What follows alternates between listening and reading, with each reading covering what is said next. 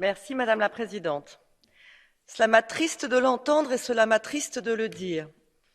Mais en Europe, dans la vie politique française et même dans cet hémicycle, il y a toujours des idiots utiles, cette expression inventée par Lénine et qui lui a visiblement survécu. En France, Jean-Luc Mélenchon comme Éric Zemmour, l'extrême gauche comme l'extrême droite, tous deux candidats à l'élection présidentielle, répètent sur l'Ukraine les éléments de langage du Kremlin. Pour eux, il n'y a pas de troupes russes qui se massent à la frontière. Pour eux, la Russie est en droit d'en vouloir à l'OTAN, qui n'aurait pas tenu ses promesses. Pas un mot sur l'annexion de la Crimée, rien sur le Donbass, silence sur les exactions des mercenaires, sur la désinformation massive, aucun respect des aspirations du peuple ukrainien, rien. Dans cet hémicycle, le Rassemblement national nous a habitués à débiter les arguments de Vladimir Poutine avec autant d'empressement que d'enthousiasme.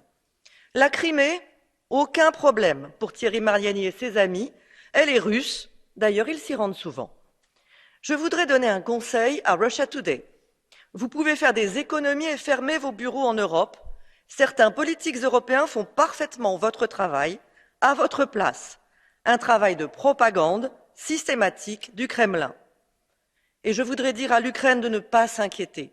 En tout cas, tant que ces idiots utiles resteront minoritaires en Europe, et ils doivent absolument rester minoritaires.